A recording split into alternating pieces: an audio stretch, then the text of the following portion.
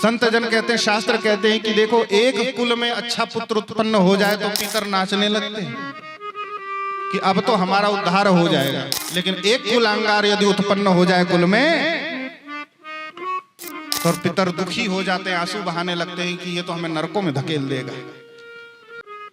एक कुलांगार उत्पन्न हो जाएगा, या तो किसी के साथ एक कुलांगारनी उत्पन्न हो जाएगी तो किसी के साथ भाग जाएगी, कुलांगार उत्पन्न होगा तो किसी को भगा के ले आएगा।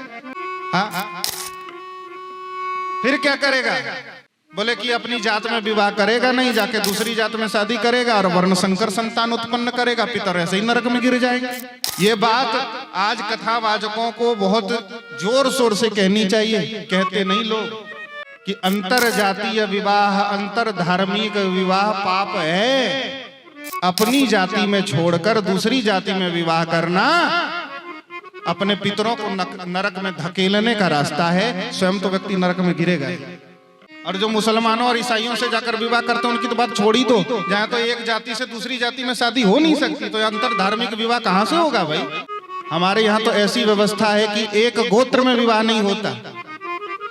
अब जाति धर्म की बात कर रहे हो। शांडिल्य गोत्र का मैं हूँ, लेकिन किसी शांडिल्य गोत्र की लड़की के साथ विवाह हो सकता है हमारे यहाँ के लड़कों का? नहीं हो सकता।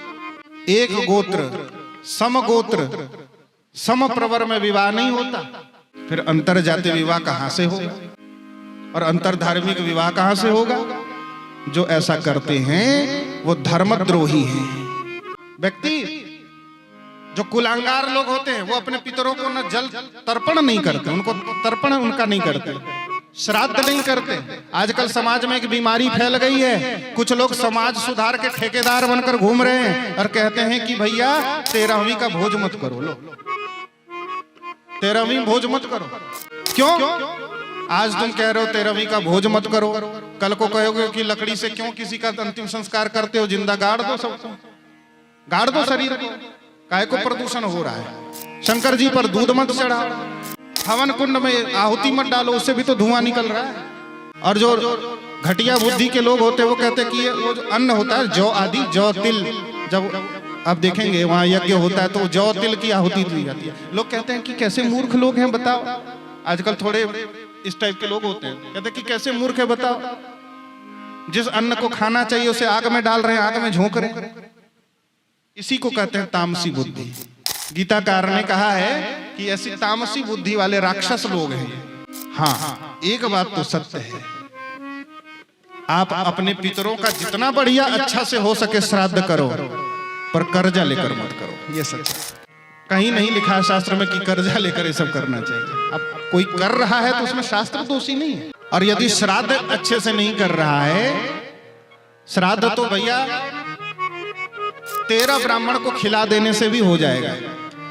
अब कुटुंब जनों को लोग खिलाते हैं, तो खिला दिया तो कौन सा उपकार कर दिया? अरे तुम्हारे कुटुंबी जन, तुम्हारे जो कुटुंब जन है 10 दिनों तक न वो तेल लगाते हैं न साबुन लगाते हैं। तुम जिस तरह रह रहे हो उसी प्रकार तुम्हारे दुख में दुखी होकर रहते हैं। तो भैया जो 10 दिनों तक भोग सामग्री छोड़कर तुम्हारे साथ खड़े हैं, उनको तुम 2 दिन खिला दोगे तो कौन सा उपकार कर दे रहे हो?